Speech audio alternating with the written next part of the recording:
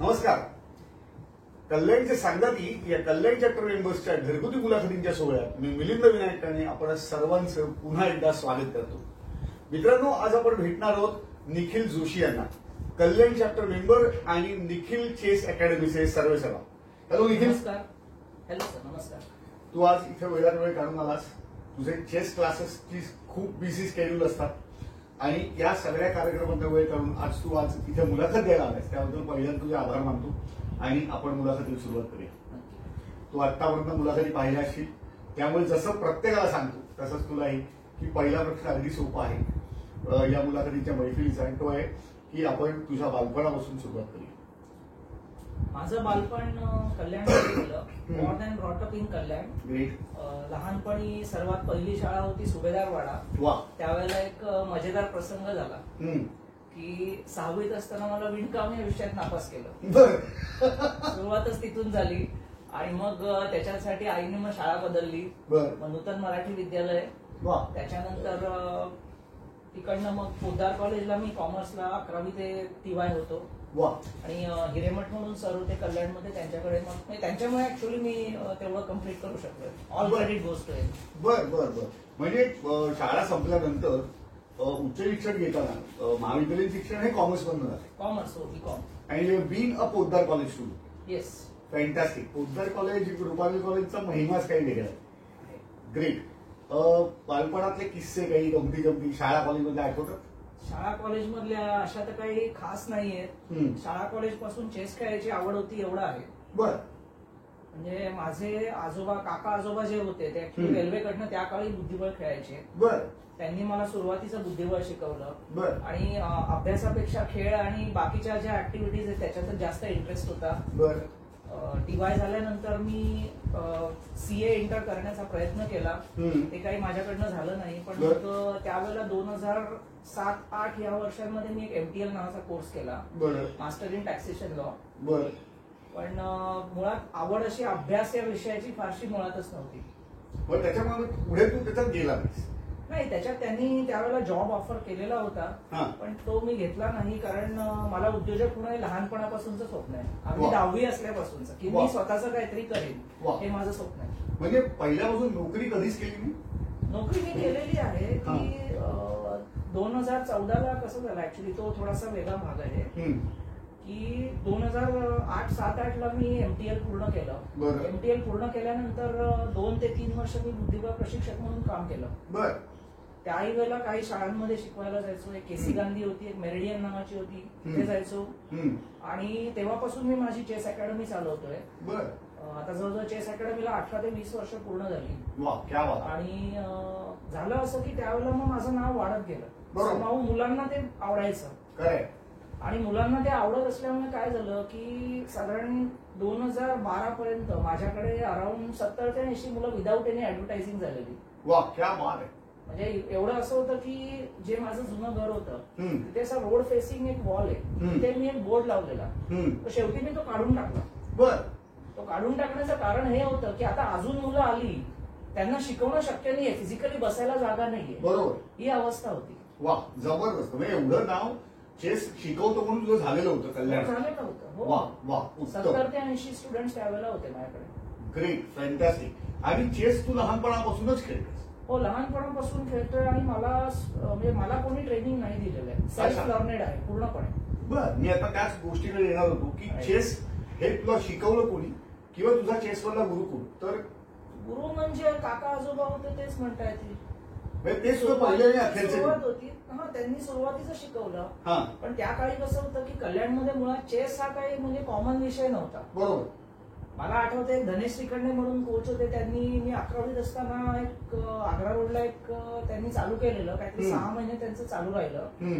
पण नंतर मग त्यांची ती अकॅडमी बंद झाली. रिस्पॉन्स नव्हता म्हणा किंवा बरीच कारण होती. ती अकॅडमी बंद झाली. आणि मग कसं झालं की पोद्दार कॉलेज ऍक्च्युली झालं असं की नूतन विद्यालय आणि पोद्दार कॉलेज हा कल्चरल डिफरन्स ज्याला म्हणता येईल तो फारच जास्ती होता माझ्यासाठी. सो त्यामुळे ते जे कॉलेजचे दिवस होते ते थोडंसं मी म्हणजे लाईक कॉलेजला न जाणं हा प्रकार जास्ती होता. त्या कल्चरल डिफरन्समुळे. कल्चरल डिफरन्समुळे. आणि व्हायचं असं की पोद्दार कॉलेजचं जे स्टँडर्ड होतं मला अजूनही आठवते की माझ्या इथे अशी अनेक मुलं होती की जी 10वीला 90% मिळवलेले बरोबर. आणि 11वीला पोद्दारवाल्यांनी एवढे कठीण पेपर सेट करायचे की काही काही जण नापास झाले एका सेमिस्टरला. बर बर बर बर 10वीला 90% मिळवलेले असू 11वीला नापास झाले. बर. पोद्दारचं जे स्टँडर्ड होतं ते खूप हाय होतं. नक्कीच. पण मग कसं झालं की 12वीला मी जो काहीतरी मला 68% होते. म्हणजे फर्स्ट क्लास होता. हा, मी अभ्यास तसा ठीकठाक करायचो, म्हणजे अगदी नापास व्हायचं नाही. बरोबर. तेवढं तितकी वेळ आली नाही कधी, पण अगदी काय खूप एक्सेल केलं असंही नाही. म्हणजे त्यात एवढी विशेष गती नव्हती, काही छंद नव्हता मुळात, अभ्यासाची आवड अभ्यासाची आवड नव्हती असं जास्ती. Exact correct. गती होती म्हणजे कसं माहितीये का, तुम्हाला सांगतो तर 12वीचे माझे मार्क सांगून कदाचित तुम्हाला गंमत वाटेल. अकाउंट्स मध्ये मला 97 होते 100 पैकी. वा, म्हणजे गती होतीच पण आवड नव्हती. हा, आणि हे हिरेमठ सरांची कृपा आहे. स्पष्टपणे सांगायचं त्यांची कृपा आहे, कारण मी त्यांनी जे काय क्लासमध्ये करून घेतलं त्याच्यावर ते पेपर्स लिहिलेले होते. आणि मॅथ्स त्यावेळेला कसं होतं 12वीला की म्हणजे आज ते खूप बदललेलं आहे कॉमर्स मॅथमॅटिक्स. त्यावेळेला जेव्हा ते ट्रिग्नोमेट्री वगैरे स्टॅटिस्टिक्स आणि ट्रिग्नोमेट्री विषय होते ते माझ्या पाठ डोक्यावरून जायचे. बरं. त्यामुळे मॅथ्स मध्ये मला 40 मार्क आणि अकाउंट्स मध्ये 97, असा जमीन आसमानाचा फरक होता. त्यामुळे मग त्याच्यात तू पुढे एक्सेल न करण्याचं कारण आवड नाही. आवड नाही हेच होतं. आणि कसं झालं की म्हणजे माझा स्वभाव असा आहे की प्रॅक्टिकल करून जास्त शिकायचं. स्वतः शिकणं, प्रॅक्टिकल्स करून शिकणं हा म्हणजे जास्ती कायनेस्थेटिक लर्निंग जास्त आहे. मी जोपर्यंत स्वतः करत नाही तोपर्यंत जास्त शिकत नाही शिकत. आणि व्हायचं असं की त्यावेळेला जो काय सिलेबस होता तो असा होता की बराचसा थिअरॉटिकल होता. करेक्ट. म्हणजे इथपर्यंत मला आठवतंय की मी जेव्हा FY ला होतो, आमच्या मॅडम एक विषय होता अरिथमॅटिक्स वर आधारित, पर्सेंटेज किंवा ह्या ह्याच्यावर. त्या मॅडम फळ्यावर क्वेश्चन लिहायच्या आणि तो साधारण सोडवायला 7 ते 8 मिनिटं लागायची ऍव्हरेजला. तर मी त्यांचं सोडवून होण्याच्या आधी त्यांना उत्तर द्यायचो फायनल. मॅडम हे फायनल उत्तर आहे का? आणि त्याच्यामुळे मी FY ला पास होऊ शकलो ऍक्च्युअली. वा, क्या बात. आणि फर्स्ट इयरला असताना कॉलेजला मी पोद्दार कॉलेजला मुंबई युनिव्हर्सिटीत रिप्रेझेंट केलं. त्यावेळेला मला मुंबई युनिव्हर्सिटीत बक्षीस मिळालं, म्हणून त्यांनी 10 मार्क ऍड केले. वा, क्या बात. पण पोद्दार कॉलेजने असं म्हटलं की ते आम्ही तुझ्या ओव्हरऑल पर्सेंटेजला ऍड करू. बर. त्यावेळेची गोष्ट अशी की तिथले जे क्लर्क होते त्यांना मी सांगितलं की साहेब मी तुम्हाला थोडे पैसे देतो आणि हे मार्क माझ्या मॅथ्सला ऍड करा. मी निदान पास तरी होईल, मला केटी नाही लागणार. पण that is how I cleared FY. पण समाव तुला किती नाही लागली हे नाही, त्यातल्या त्यात नाही लागली.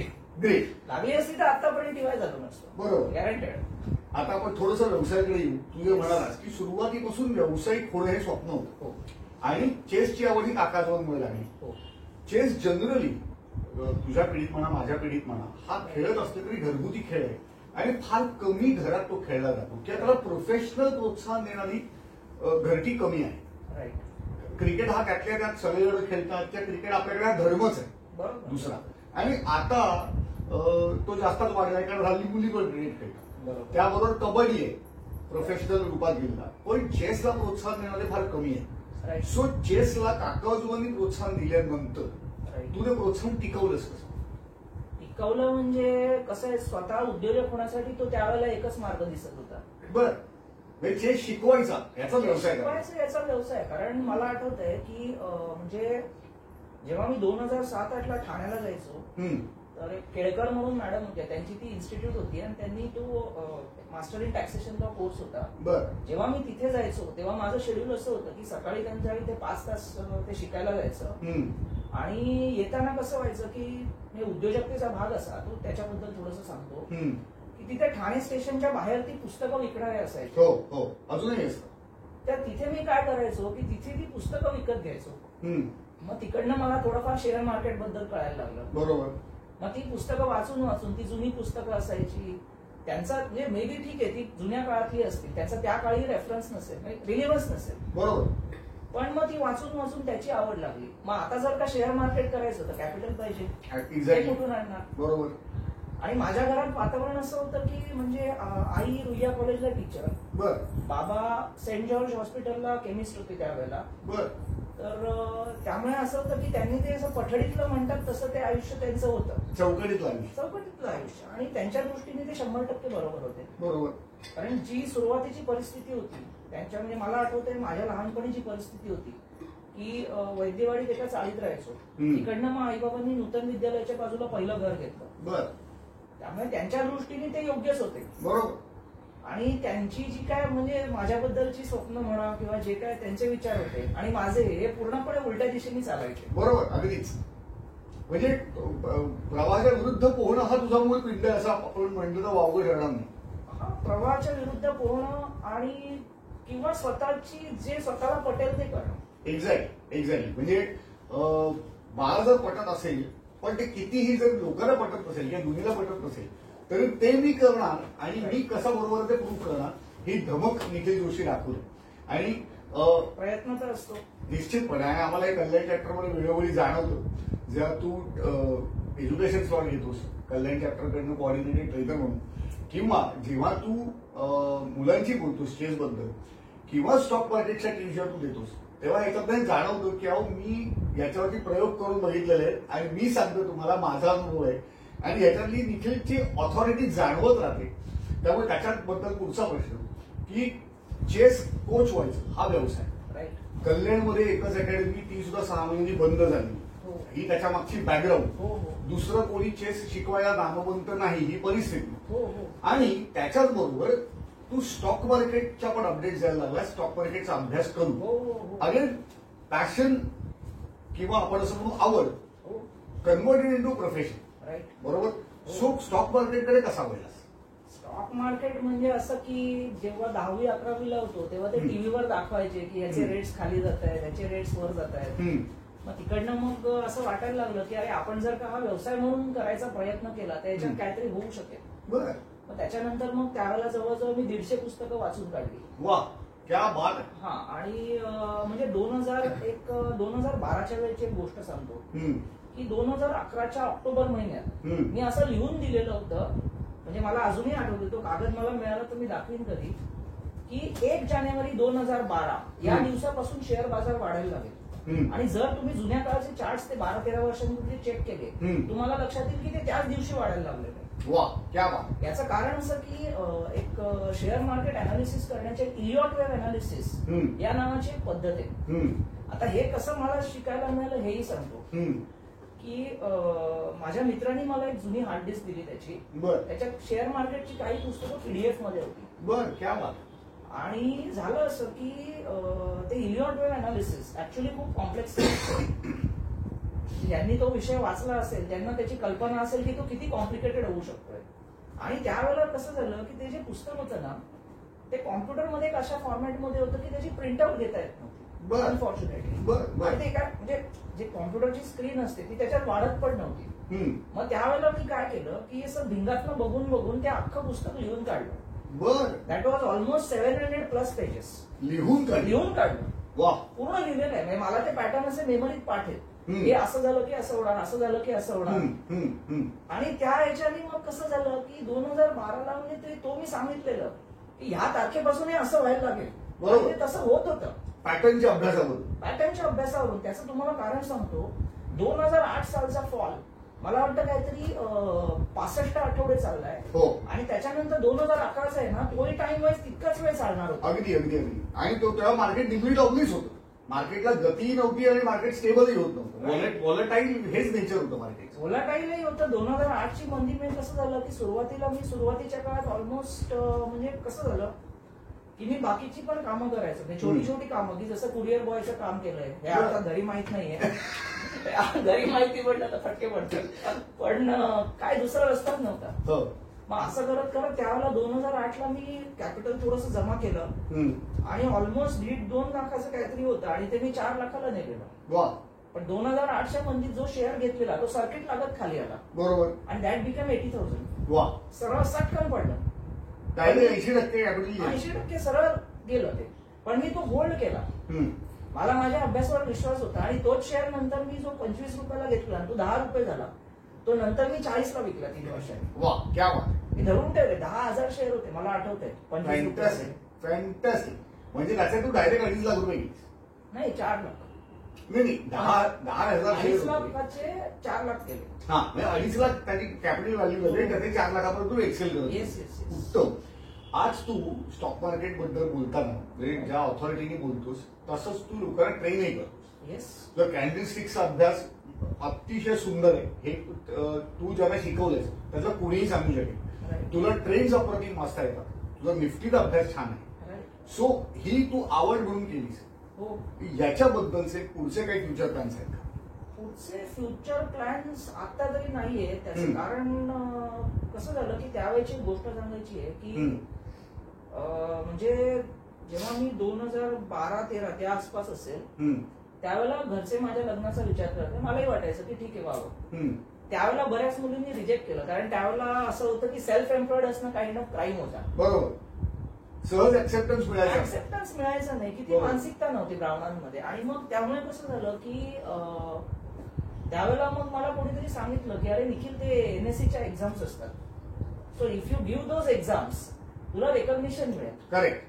मला अजूनही आठवते ते बीकेसीला त्यांचं एनएससीचं सेंटर आहे जिथे त्या ऑनलाईन एक्झाम्स होतात. बरोबर. एनआयएसएम आणि एनसीएफएमच्या असायच्या त्यावेळेला.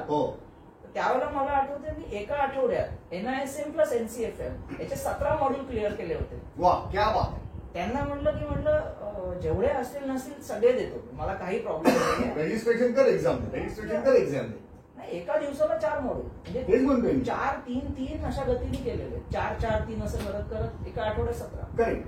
आणि एकत्र रजिस्ट्रेशन करून तो एकत्र एका दिवसाचा स्लॉट बुक करायचा आणि मग एका पाठोपाठ पेपर द्यायचा. Yes yes yes. आणि त्यावेळेला ते मग एनएससीनी त्याचं रेकॉग्निशन दिलं की NSC certified market professional level 5. बरोबर. ते अजूनही आहे. त्याच्यानंतर असं झालं की आईबाबांची अशी इच्छा होती की मग ठीक आहे बाबा तू सेल्फ एम्प्लॉइड आहेस ना then you do the job कर म्हणजे मग लग्नाच्या बाजारात उभा राहशील. बर. ही कधीची गोष्ट जातो? ही 2013. बर. त्यावेळेला कसं झालं की मी त्यावेळेला ज्याला बँकिंग एक्झाम्स म्हणतात IBPS त्या 1-2दा दिल्या आणि फॉर्च्युनेटली म्हणा अनफॉर्च्युनेटली म्हणा मी सिलेक्ट झालो. बर. म्हणजे भारतात काहीतरी 18 लाखांमध्ये मी टॉप 1000 मध्ये आलेलो. वा. 2014ला. हो. बर बर.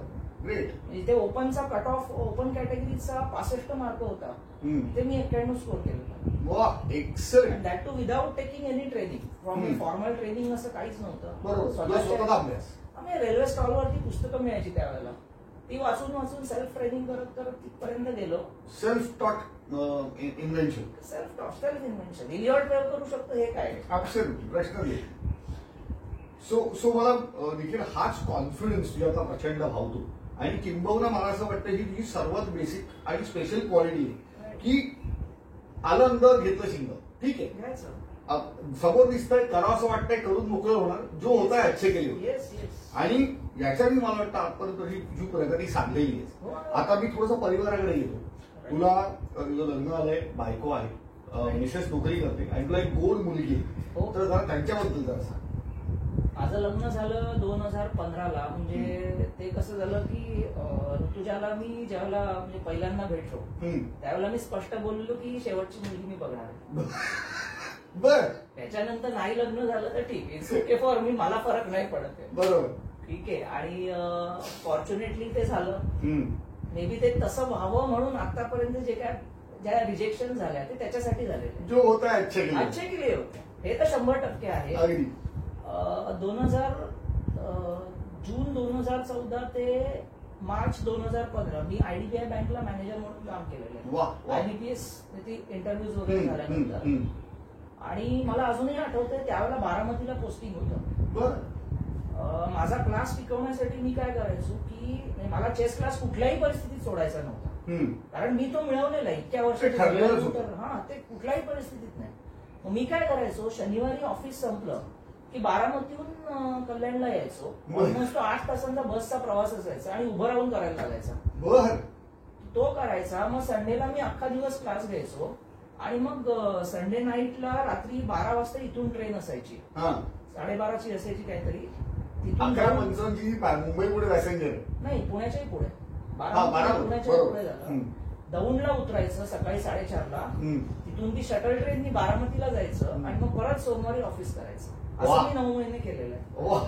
पण माझा क्लास टिकवला. कुठल्याही परिस्थितीत तो जगवायचा होता. आणि हे सगळं करावं मला असं काय विश्वास आहे की इच्छाशक्ती असेल तर माणूस काही करू शकतो. आणि ही इच्छाशक्तीचं ज्वलंत उदाहरण म्हणजे याच्यातनंच कळतं की तुला चेस शिकण्याची आणि शिकवण्याची किती तळमळ आहे. आणि तू कितीतरी रँकर्स आजपर्यंत घडवलेले आहेत. तू कितीतरी मुलांना ट्रेन केलं. 40 फिडेरेटेड प्लेअर घडवले. Absolutely fantastic. सो मी परत चेसकडे येणार की तू आता चेस प्रोफेशनल कोच म्हणून शिकवतोस. कितीतरी सीडेड प्लेअर तुझ्या हाताखालून गेलेले आहेत. असं काय आहे जे चेस आणि तू आपापसात क्लिक झालं? क्लिक म्हणजे आता कसं सांगू, किती उद्योजकता. पहिली गोष्ट बघा, चेस कसं आहे माहितीये का की आपल्याला जे हवंय ते आपल्याला चेस बोर्डवर करायला मिळतं. तुम्हालाही सोंगट्या दिलेल्या आहेत, मलाही सोंगट्या दिलेल्या आहेत. सो त्या सोंगट्यांचा कसा वापर करायचा हा डिसिजन घेण्याचा हक्क आपला असतो. करेक्ट. त्याच्यावर दुसरं कोणी कंट्रोल करायला येत नाही. बरोबर. तो एक भाग झाला. दुसरा भाग मला चेसमध्ये असा वाटतो की म्हणजे चेसचे तसे म्हणले तर फायदे की लाईक मी का खेळायचो हे पण सांगतो. सुरुवातीच्या काळात मी खूप शाय होतो आणि काय म्हणतात थोडा अंडर कॉन्फिडंट म्हणता येईल. आणि कसं झालं की मग चेस मधनं मला हे लक्षात यायला लागलं की अरे नाही, दिस इज द प्लेस की जिथे मी स्वतःला एक्सप्रेस करू शकतो. करेक्ट. ते जे एक्सप्रेस करण्याची चान्स मिळणं होतं ना, तिथे ते क्लिक झालं. Absolutely. Expressing myself through chess हे म्हणून पटलेलं होतं. येस. कारण कसं आहे माहिती का, त्यावेळेला हे होतं मला की दुसऱ्यांनी रेकॉग्नाइज केलं पाहिजे. बरोबर. आज आता ती काही आवड उरलेली नाहीये. ठीक आहे, रेकॉग्नाइज करा नका करू, नाही तर काही फरक पडत नाही. You are self sufficient now. मी चेस खेळतो याच्यातच सगळं येतं आणि त्याच्यात आवश्यक तेवढे पैसे आता कसं झालं तुम्हाला सांगू का की म्हणजे बाकीच्याही मी काही गोष्टी केल्या. बरोबर. 2016-17 या काळात मी चेसचं एक सॉफ्टवेअरही बनवलं. बरोबर. त्यावेळेला त्याच्यात मी जवळजवळ 7-8 लाख स्पेंड केलेले.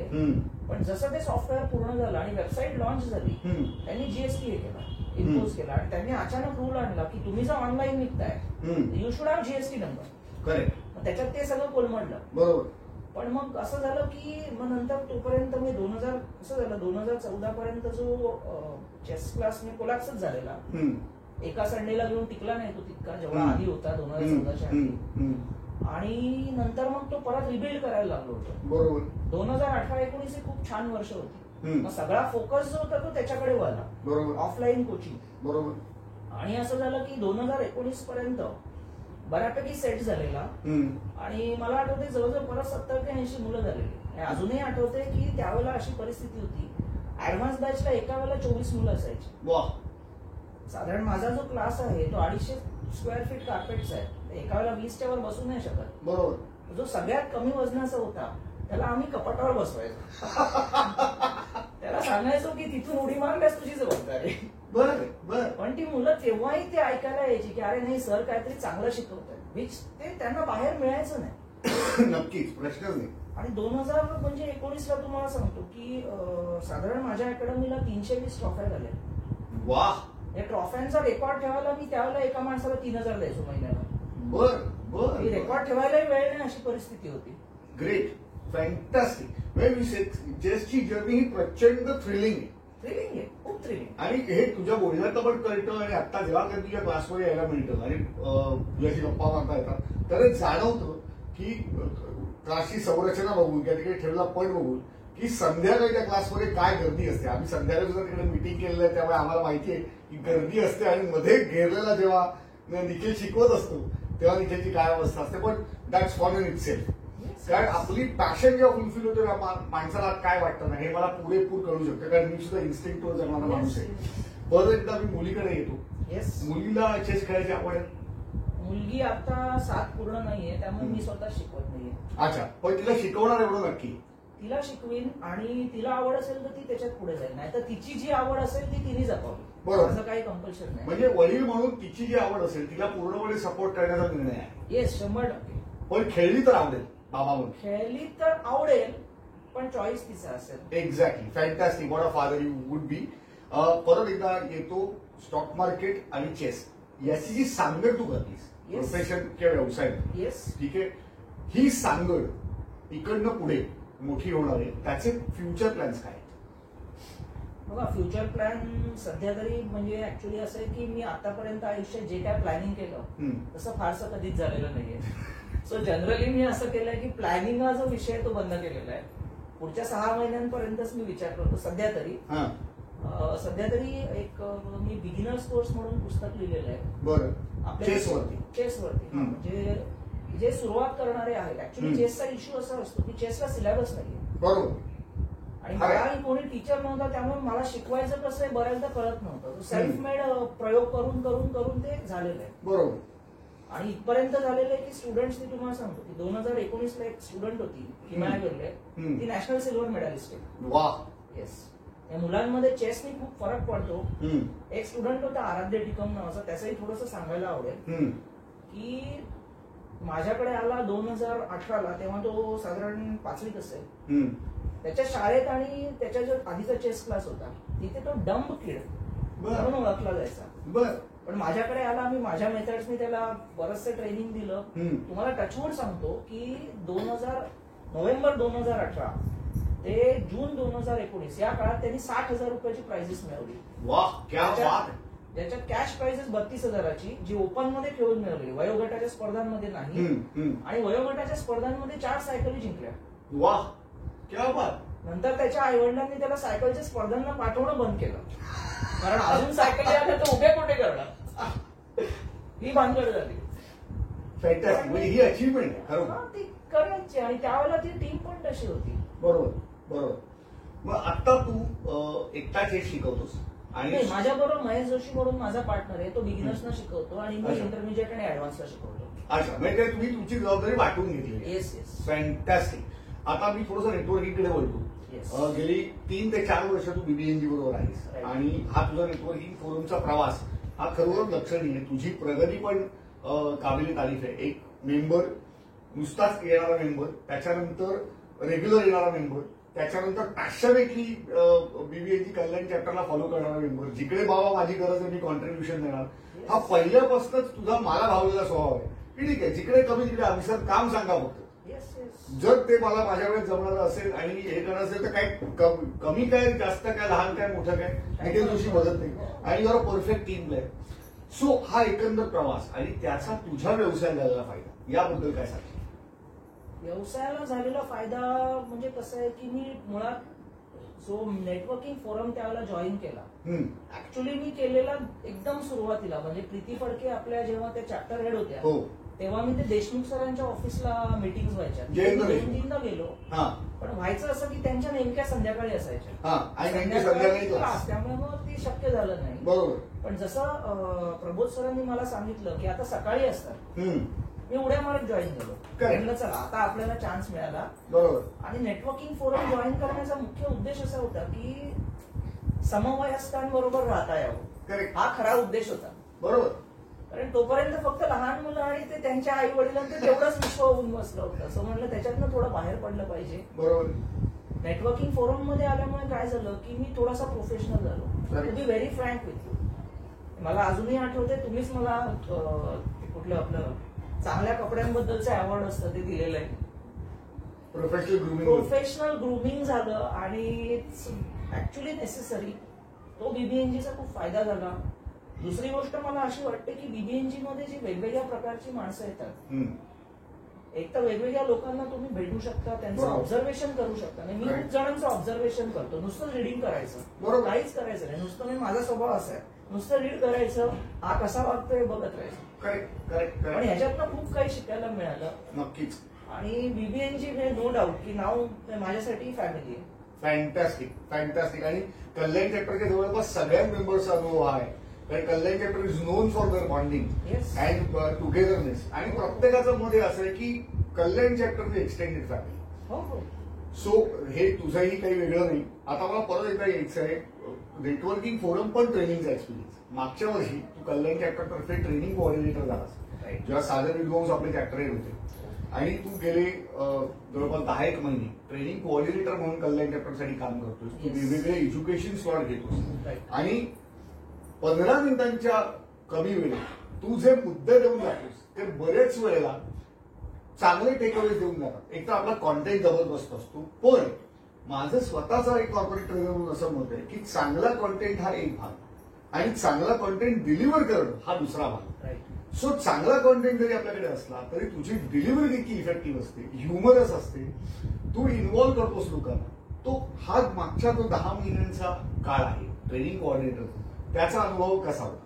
तो अनुभव खूप चांगला होता. म्हणजे अशी जी अपॉर्च्युनिटी आहे ती मला पहिल्यांदाच मिळाली, जी मोठ्या माणसांना शिकवलंय. करेक्ट. याच्या आधी शेअर मार्केट शिकवलंय, बरोबर, पण ते जनरली कसं असायचं, 1 किंवा 2 जण असायची. सो ग्रुपला शिकवणं हे पहिल्यांदाच संधी मिळाली. करेक्ट. सो ते बीबीएनजीचे धन्यवाद आहेत ऍक्च्युली माझ्यातर्फे, की त्यांनी संधी दिली. आणि ठीक आहे की कसं झालं की मी ट्रेनिंग हे काय नवीन नव्हतं. बरोबर. ते हसत हसत करायचं. हे कसं होतं माहितीये का, की मी म्हणजे त्याच्यात प्रयत्न करायचो की सगळेजण इन्व्हॉल्व्ह झाले पाहिजे. ज्या गोष्टी, हे माझं मत असं आहे की ज्या गोष्टी तुमच्या सबकॉन्शियस माइंडला जातात तेवढ्याच तुम्ही वापरात येतात. खरंय, अगदी खरं, प्रश्नच येत नाही. मग मला असं वाटतं की मग मी त्यावेळेला प्रयत्न काय केला की थोडंसं शिकवायचं, पण ते त्यांनी अप्लाय केलं पाहिजे. बरोबर. चेसमध्ये मी करायचा प्रयत्न करतो. बरोबर. सेम थिंग मी तिथे केली आणि सगळ्यांनी आय थिंक चांगला रिस्पॉन्स दिलेला आहे. प्रश्नच नाही, प्रश्न. आणि सर्वात महत्वाची गोष्ट मला वेगळा फीडबॅक, कारण जेव्हा माझ्या आणि सागरचं हे बोलणं झालं, मी त्याला सांगितलं की अरे सेक्रेटरी मी आहे ऑलरेडी, आणि आपल्या आपण एवढे कार्यक्रम करतो त्यात थोडं ट्रेनिंग कोऑर्डिनेटरची जबाबदारी नाही घेता येणार, कारण अजून वेळ द्यायला. सो वेळेची कोंडी होत होती. मग काय करायचं, आणि मग आम्हाला दोघांना सिनॉनिमसली एक नाव सुचलं, आणि ते होतं निखिल जोशी. आणि तो मला म्हणाला नाही, मलाही पटतंय, निखिलशी मी बोलतो, आणि today we are so happy that it paid off. आणि मला स्वतःला आलेला फीडबॅक हा आहे की निखिल स्पष्ट भाषेत, कमीत कमी मुद्द्यात, ह्युमरसली इतकं सुरेख शिकवतो की ते डोक्यात जाऊन बसतं. आणि हे कौतुक, आमचं डिसिजन बरोबर होतं हे वाटणं, आणि आपल्या कलिगला ट्रेनिंग कोऑर्डिनेटर म्हणून ऍक्सेप्ट केलं जात आहे, हे किती थ्रिलिंग आहे. हे आज मुलाखत घेताना मला सांगताना खूप आनंद होतोय. परत एकदा नेटवर्किंग फोरम आणि आपला व्यवसाय याच्यावर मी येतो. क्रॉस चॅप्टर प्रेझेंटेशन सुद्धा तू करतोस, आणि 1-2दा केलेली आहे. किंवा तुझा व्यवसाय असा वेगळा आहे की बाबा चेस कोच साधारणपणे कमी असतात. बरोबर.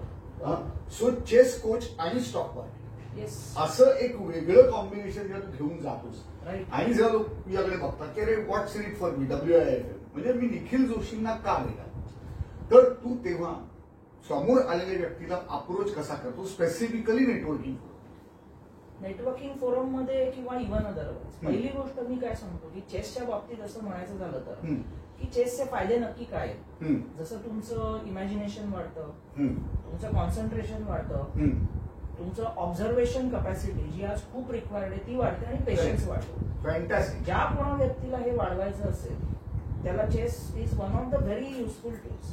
असं नाही म्हणणार की ते एकच आहे, ते हजारो मार्ग असू शकतात. बरोबर. It is one of the very good tool जे प्रत्येकाला आपल्या घरी सहज अवेलेबल होऊ शकतं. कारण chess board it will cost you like 500 rupees. Correct. तर ते प्रत्येकाला अवेलेबल होऊ शकतं. आणि आता मी असं केलेलं आहे की जे पुस्तक मी लिहिलंय बिगिनर्स कोर्स, आपल्या मी सांगायला आनंद होतो की आपल्या चॅप्टरचे जे मेंबर आहेत डॉक्टर दीपक वझे, त्यांनी त्याच्यावर चक्क मॅग्नस कार्लसनची सही आणली, डी गुकेशची सही आणली, विश्वनाथ आनंदची सही आणली, आणि ते पब्लिश होते पुस्तक. Fantastic. In addition to that Aryan chess institute या नावाने युट्यूब चॅनल पण आहे, ज्याच्यावर म्हणजे बिगिनर्सचे कोर्स जे आहेत ते अख्खे व्हिडिओज टाकलेले असतील. फॅन्टॅस्टिक. सो जो कोणी मला अप्रोच होईल, ज्याला कोणाला चेस शिकायचंय त्याला तुम्हाला घरी बसून शिकण्याची सोय आहे. तुम्हाला इच्छा असेल तर रेल्वे गाडीत बसून शिका, तुम्ही कारमध्ये बसून शिका, इट इज युअर चॉईस. माझं एक चेसचं सॉफ्टवेअर आहे जे ते मी बोललो 2016-17 ते बनवलेलं, ते मी आता रिवाईव्ह करतोय. क्वेश्चन आन्सर सोडवून देणं किंवा त्या पोझिशन सोडवण्याची प्रॅक्टिस हे त्याच्यातनं करता येतं. सो त्या व्यक्तीला ह्या सगळ्या गोष्टींचा बेनिफिट मिळू शकतो. दुसरी गोष्ट अशी की शेअर मार्केटचं मी सांगेन की जेवढा माझा अनुभव आहे की बाहेरच्या जगात आज काय आहे की लोकांना अट्रॅक्ट करण्यासाठी खूप मोठी मोठी आश्वासनं दिली जातात. जो अनुभवी ट्रेडर आहे तो त्याच्यात अडकतो. बरोबर. म्हणजे आपल्या चॅप्टरमध्ये जे जे माझ्याकडे शिकले त्यांनी ट्रेडिंग केलं का नाही केलं हे मला माहित नाही, किंवा त्यांनी थोडंफार केलंही असेल. बरोबर. पण एवढं नक्की मी बोलू शकतो की त्याच्यामुळे ते चुकीच्या मार्गाला नाही गेले.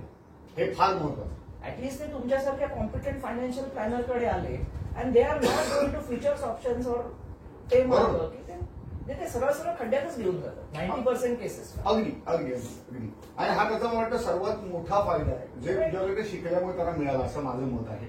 फॅन्टॅस्टिक. मित्रांनो, आपण गप्पा मारतोय आणि गप्पांची मैफल रंगलेली आहे. निखिल जोशी, निखिल चेस अकॅडमीचे सर्वेसर्वा. आपण आता त्यांना शेवटच्या सेगमेंटमध्ये विचारणार आहोत कुमारदार प्रश्न रॅपिड फायर राऊंडच्या माध्यमातून. त्यामुळे आता शेवटच्या सेगमेंटकडे जाऊ. निखिल, शेवटच्या सेगमेंटकडे आलोय आणि आपण आता रॅपिड फायर राऊंड खेळणार आहोत. तू इंटरव्ह्यू पाहिलेस, सो तुला स्वरूप माहिती आहे. आपण नवीन रॅपिड फायर राऊंड नुसार ऑप्शन देत नाही, त्यामुळे मी तुला 10 प्रश्न विचारले आणि तुला पहिलं सुचवलं उत्तर तुम्हाला द्यायचं. तयार? Yes, done. फॅन्टॅस्टिक. सो प्रश्न नंबर 1, असा सर्वात आवडता छंद कोणता जो निखिल कधीही सोडू शकत नाही? भारतीय मंत्रशास्त्र. वाह वाह. 2, चेस खेळल्याने व्यक्तिशा झालेला एक मोठा फायदा कोणता? पहिली गोष्ट म्हणजे कॉन्फिडन्स खूप वाढला. दुसरी गोष्ट व्यवसाय उभा राहिला. याच्यावरून मोठा फायदा मला नाही वाटत काय असू शकतो. फॅन्टॅस्टिक. मोकळ्या वेळेत निखिलला काय करायला आवडतं? भारतीय मंत्रशास्त्रावर संशोधन किंवा गूढ विद्यांवर संशोधन. वा, फॅन्टॅस्टिक. नंबर 4, खाण्याचा सर्वात आवडता एक तिखट आणि एक गोड पदार्थ कोणता? तिखट वडापाव, मुंबईच फेवरेट. फॅन्टॅस्टिक. आणि गोड म्हणाल तर गुलाबजाम. वा वा, क्या बात. 5वा प्रश्न, निखिल या एका कारणासाठी नेटवर्किंग फोरम जॉईन करावे हे इतरांना नक्की सांगेल. नेटवर्किंग फोरम जॉईन केल्याने काय होतं की आपण जे काय व्यवसाय करतोय त्याच्यापेक्षा कितीतरी वेगळ्या प्रकारच्या व्यवसायवाल्यांची आपली ओळख होते. बरोबर. दुसरी गोष्ट अशी की त्यांचे जे अनुभव आहेत त्याच्यातनं आपल्याला प्रेरणा मिळू शकते. बरोबर. आणि त्यांनी त्यांच्या कसं म्हणजे दुसऱ्यांच्या चुकांमधनं शिकणं, त्यांनी त्यांच्या याच्यात केलेल्या असतील, मी माझ्या व्यवसायात केलेल्या असतील. बरोबर बरोबर. तेव्हा एकमेकांशी म्युच्युअल एक्सपिरियन्स शेअरिंग होतं. करेक्ट. त्यावेळेला तुम्ही खूप काही शिकत असता. त्याच्यासाठी तुम्हाला मला असं वाटतं की एखाद्याने नेटवर्किंग फोरम जॉईन केला, बाकी काही नाही मिळालं ना तुम्हाला, तरी तुम्हाला हे ट्रेनिंग इतकं चांगलं मिळतं की त्याच्यामुळे तुमचा व्यवसाय नक्की उभा राहू शकतो. नक्कीच. आणि अनुभवासारखं शिक्षण नाही. अनुभवासारखं शिक्षण नाही. प्रश्नच येत नाही. नंबर 6, मुलीने कोणत्या एका प्रोफेशनमध्ये करिअर करावे असे निखिलला वाटतं? सध्या तरी काहीच ठरवलेलं नाहीये. तिला आवड असेल ते ती करेल. वा, ग्रेट. म्हणजे तिला जे आवड असेल त्या तिने करिअर करावं आत्ता तिला. फॅन्टॅस्टिक. नंबर 7, खूप कंटाळा आला तर निखिल काय करतो? जप करत बसतो. काय करणार बाकी. ग्रेट. नंबर 8, झोप, वाचन आणि गप्पा यात एकच गोष्ट निवडायची असेल तर निखिल काय निवडेल? वाचन. एक्सपेक्टेड होतं. नंबर 9, स्टॉक मार्केटमध्ये असलेली कोणती एक गोष्ट निखिलला प्रचंड आकर्षित करते? स्टॉक मार्केट मला असं वाटतं की हा इमोशन कंट्रोलचा खेळ आहे. वाह. ज्याला कोणाला चांगले रिटर्न्स कमवायचे ना, बघा मला असं वाटतं की देर आर 3 प्रोफाईल्स. पहिली असते जी शॉर्ट टर्म ट्रेडर, म्हणजे आपण त्याला कम्पेअर करू शकतो भाजीवाला किंवा गजरेवाला. बर. दुसरी असते ट्रेडर, तिला एक दुकानदार असतो, तो वस्तू विकत घेतो आणि तो वस्तू विकतो. तिसरी असते ती इन्व्हेस्टर. इन्व्हेस्टर म्हणजे काय की आंब्याची बाग लावली, रिटर्न्स येणार आहे ते 15 वर्षांनी येणार आहे. Investor is always going to be a winner. Absolutely. पण ह्याच्यात इश्यू असा असतो की 15 वर्षांनी कुठल्या कंपनीचं काय होणार आहे हे तुम्ही एक्झॅक्टली प्रेडिक्ट करणं कोणालाही शक्य नाही. तुम्ही फक्त मॅनेजमेंट ट्रेंड वगैरे बघू शकता. बरोबर. अगदीच. आणि कसं आहे की जो ट्रेडर प्रोफाईल जो माझा आहे की शेअर्स घ्यायचे, महिना 2 महिने 3 महिने ठेवायचे आणि विकायचे. बरोबर. त्याच्यात तुम्ही प्रॉपर अनालिसिस केले तर तुम्हाला खूप चांगले रिटर्न्स मिळतात. अगदी. आणि हे तू प्रूव्ह केलंस ओव्हर. येस. माझ्या एका क्लायंटला तुम्हाला सांगतो, मध्ये 2 वर्षात मी जवळजवळ 170% रिटर्न दिले. ऍब्सोल्यूट. आणि हे तू सक्सेस स्टोरी म्हणून चॅप्टरमध्ये शेअर केली. फॅन्टॅस्टिक. आणि शेवटचा प्रश्न, कोणती व्यक्ती स्टॉक मार्केटमध्ये गुंतवणूक करून पैसे कमवू शकत नाही असं निखिलचं मत? लालची व्यक्ती. कसं आहे की शेअर मार्केटमध्ये असं आहे की learning to stay satisfied. Yes. हा खूप महत्वाचा गुण आहे. Yes yes. जे तुम्हाला मिळतंय ना ते तुम्हाला घेता आलं पाहिजे. बरोबर. You should be able to say thank you so much. Correct. Greed ज्याला टाळता येते. ग्रीड काय कसं आहे की आता बघा ना की आपण जे बघतो की लोक फ्युचर्स अँड ऑप्शन्स कडे वळतात, त्याच्यात दणकून मार खातात. बरोबर. तरी पण ती आवड सुटत नाही. त्याचं कारण तेच आहे की ग्रीड. जर एखाद्या व्यक्तीला वर्षाला 30% रिटर्न मिळाले तरी तो सॅटिस्फाईड नसेल तर मग ठीक आहे. बरोबर. आणि ती ग्रीड शेवटी खड्ड्यात घेऊन जाते. फॅन्टॅस्टिक. निखिल, तू सगळ्या प्रश्नांची अप्रतिम उत्तरं दिलीस. मुलाखत खरोखर तुझ्यामुळे रंगतदार झाली आणि मजा आली. तू आज इथं आलास आणि आम्हाला वेळ दिलास त्याबद्दल thank you so much. It was pleasure. मित्रांनो, ही होती गप्पांची मैफल.